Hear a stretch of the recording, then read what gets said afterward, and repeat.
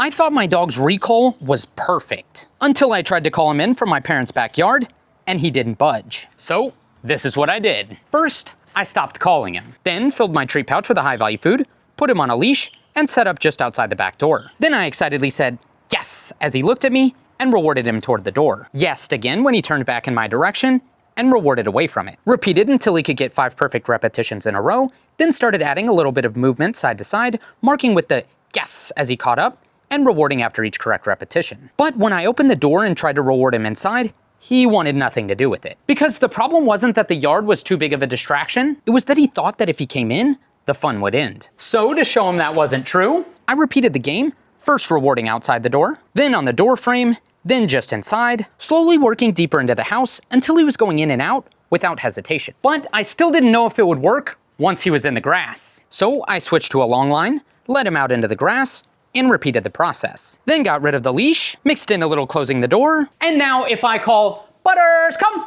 it doesn't matter if he's out there having the time of his life, he does. Yes, good boy.